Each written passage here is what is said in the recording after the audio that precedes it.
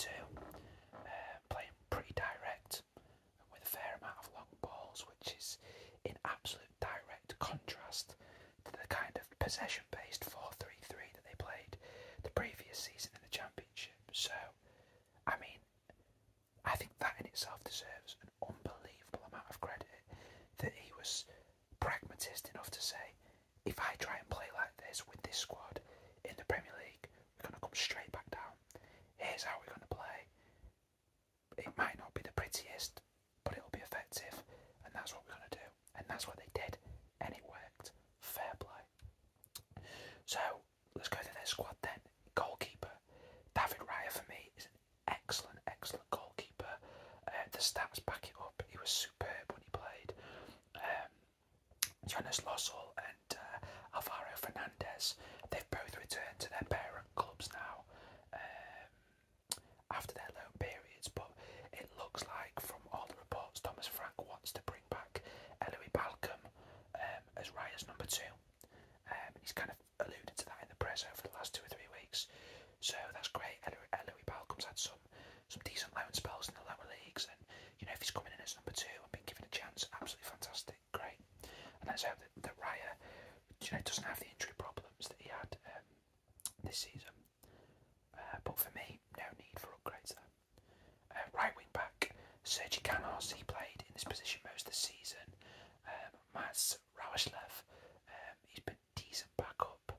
I think this is a position that they could look to upgrade though, the right wing back position. It's not Sergi Canos' natural position at all. Centre back, I think for all the talk of the signing of Aya and Pontus Jansson's obviously the captain, the one that went really under the radar for me, and I did not expect this, was Ethan Pinnock, and for me he was their best centre back, and again the stats back that up. Ethan Pinnock had an absolutely outstanding season at left centre back. Jansson as well, he's been pretty good. I think of the 3, Aya wasn't quite at the level of the other 2, but I'm sure they will have faith that he'll be able to come good and develop into probably their best centre back. I think he has the potential to be the best centre back, and he's still relatively young at 24. Mads Beck Sorensen and Mads Rawashlev, they're still young, but I'm not sure that they're the best backup. So potentially some level of centre back competition coming in could be a wise move if they could do that. But maybe they'll feel that they've got other positions that are more important this season. Left wing back Rico Henry has held this position down for a long time now, and they don't have too much natural cover, it has to be said. He also wasn't great this year, Rico Henry. I think this would be a big priority for me to upgrade, and they are rumoured to be looking at Aaron Hickey of Bologna. There's a lot of talk this week about that. DM Christian Norgard is probably was Brentford's player of the season. Again, I've not checked to see if he did win the player of the season, but he should have done. If he didn't, he was absolutely outstanding. Vitaly Janelt can also play and DM as well, and he's comfortable there, so no need for any upgrades there. Centre mid, Janelt played most of his games at centre mid and he was really good. It hasn't worked out for Frank Onyeka this season for one reason or another. They did bring him in for quite a bit of money. Matthias Jensen is another who's really struggled to step up to the Premier League. Josh De Silva and Shandon Baptiste, they're not the best backups either.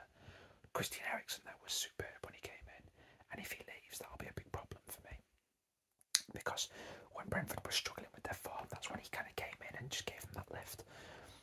Striker then, even Tony proved that he can do it in the Prem, and he had a good first season. Brian Buemo was a good support act. Johan Visser popped up as well with some important goals too.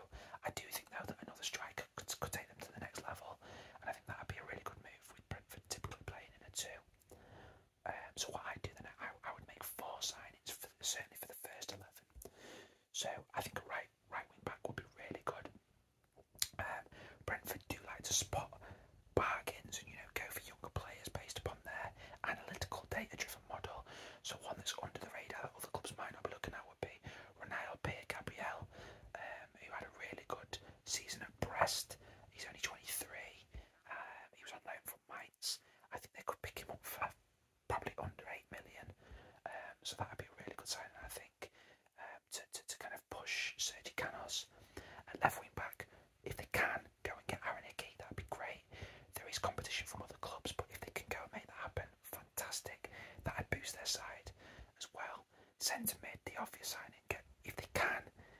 signed Eriksen to a permanent deal, and I think there's a lot of merits to Eriksen going with that deal.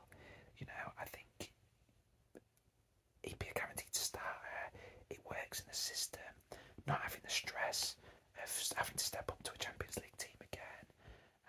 I think that would work for all parties. That'd be fab. And striker, then I think, you know, they don't normally do this, but going and pushing their budget and their system a little bit could really help them. So Raúl de Thomas of Espanyol, who's been on fire this season in the Liga, would be absolutely fantastic. He's been in the Spain squad recently. There is talk that Atletico really want him, so that could scupper that. But you know, I'm gonna go and say that this is realistic, that it could happen to get him. So yeah, let's go for a bit of fantasy on this one. And Raúl de Thomas would be fantastic. So that gives us a new starting 11 for Brentford of David Raya in net, Ronaldo, Pierre Gabriel at right wing back, Pinnock, Janssen and Aya at centre backs again, left wing back Aaron Hickey, DM Norgard, centre mids of Janelt and Eriksen, and strikers of Tony and Raúl de Thomas. And I think with this team, plus some, you know, some good decent backup in there, you know, that have maybe somebody else in at centre back as backup, Rico Henry, who knows the squad and the system at left wing back, Sergi Canos at right wing back maybe if he gets, you know, if he becomes a deputy, and Brian and Buemo in particular, and Johan Visser as attacking backup. For me, Brentford should avoid the drop once again, which would be a superb season for them, and should avoid that second season syndrome. I think they need to speculate to accumulate a little bit. And some people might go, well, if they go and do actually spend a bit of money this season and they don't finish any higher up than they did, is that a failure? No, absolutely not.